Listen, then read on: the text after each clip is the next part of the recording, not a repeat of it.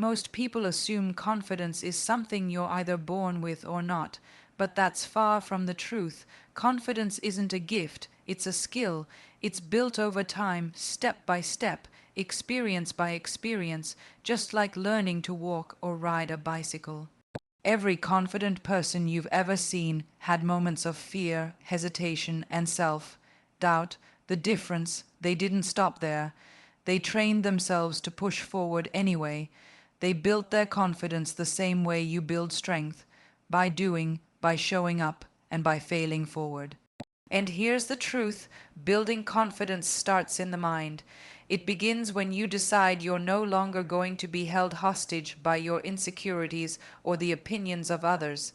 It begins when you understand that your value doesn't come from applause, attention, or approval.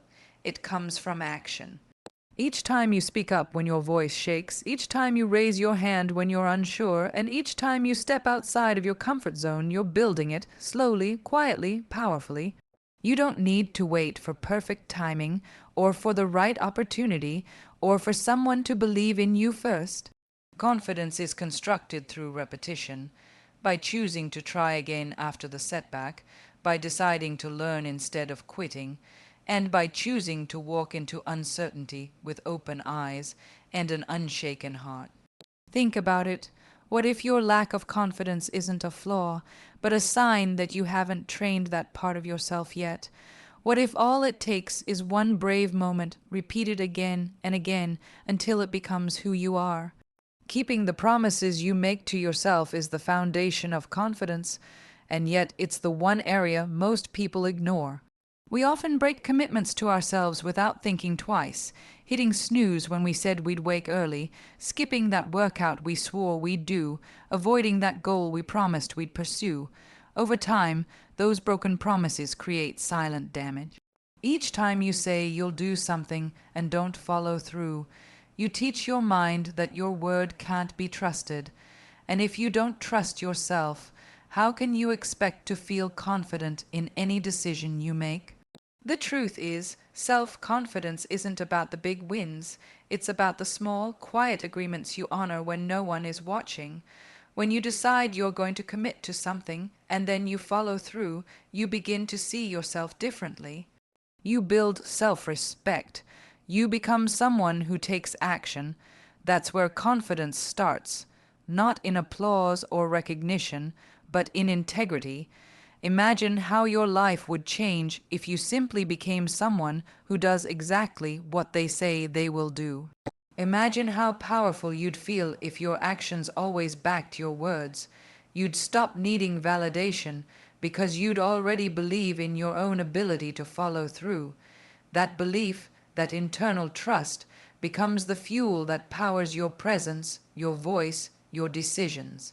The strongest kind of confidence comes from knowing that when you set a goal or face a challenge, you're not just hoping you'll rise. You know you will because your past proves it. One of the biggest myths about confidence is the idea that you need to feel ready before you act. But the truth is, if you wait to feel confident, you'll stay stuck forever. Confidence doesn't magically appear, it's created in the process of taking action. You build belief in yourself by moving forward when you're unsure, by taking the leap before you're fully prepared, and by pushing past the discomfort that holds most people back. Action comes first. The feeling of confidence follows. Think about it. How many opportunities have slipped away because you hesitated, waiting for some inner signal that never came, waiting for perfect timing, waiting to be fearless, waiting to feel good enough? Is just another form of procrastination dressed up as logic. The truth is, your brain gains evidence of your capability only when you take risks and survive them.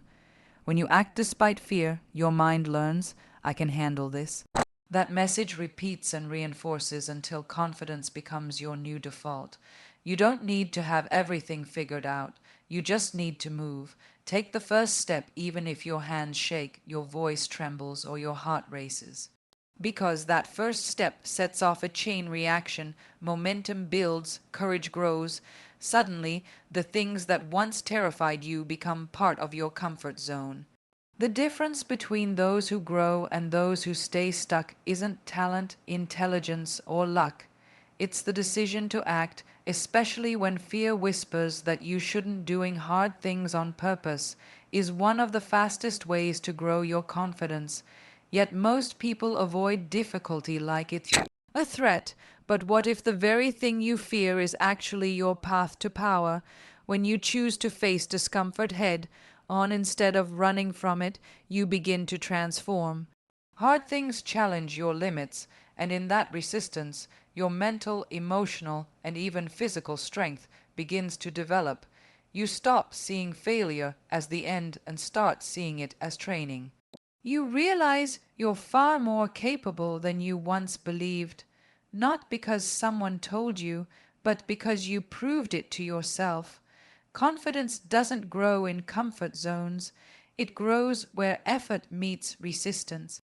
That's why the most confident people are the ones who've walked through fire and kept walking. They weren't born brave, they simply decided that avoiding difficulty was costing them more than facing it.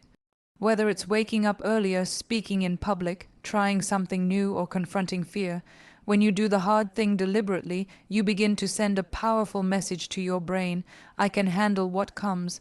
That message rewires your self-perception. You stop underestimating yourself. You stop needing permission, because now you've faced the storm and realized you didn't break. In fact, you built something no one can see from the outside: resilience, grit, and self-belief. Every hard thing you choose to do becomes another brick in the foundation of your inner strength, a strength that no one can hand you and no one can take away. Confidence isn't loud. It doesn't need to be.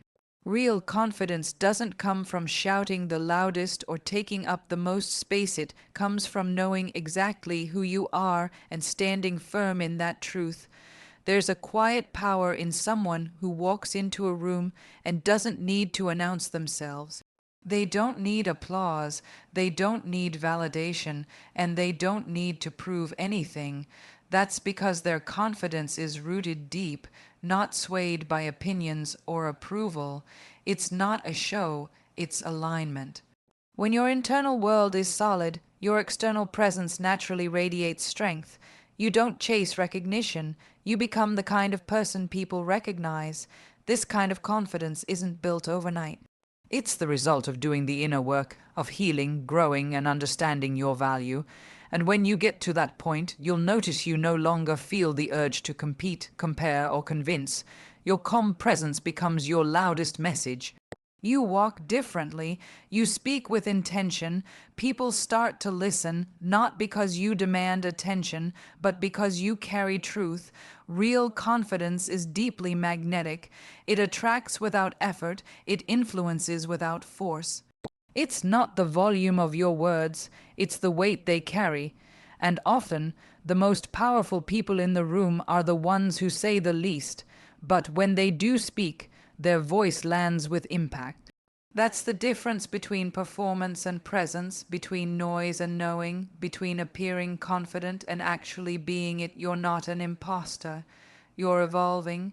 Every time you step into a new role, a new challenge, or a new level of growth, it's normal to feel like you don't belong. That uncomfortable feeling isn't proof that you're a fraud. It's evidence that you're expanding beyond your familiar limits. The imposter syndrome you feel isn't a signal to stop, it's a signal that you're on the edge of transformation. The people who seem the most confident often feel that same inner doubt. They've just learned how to keep moving forward in spite of it. Growth always feels awkward at first. When you're learning something new, of course you'll feel behind. When you're building something bigger than you've ever done before, of course you'll question if you're capable. That doesn't make you unworthy. It makes you human. The most powerful shift you can make is to stop seeing self-doubt as a barrier and start seeing it as part of the process. You are not behind. You are becoming. Confidence doesn't mean having all the answers. It means trusting yourself to figure things out as you go. It means giving yourself permission to be a beginner without shame, to not know everything and still show up fully. What you're calling not good enough may actually be a sign that you're growing faster than your self-image has caught up. You don't have to fake perfection, you just have to keep going. The real imposter is the voice in your head telling you that you're not ready when everything in you is being stretched to rise.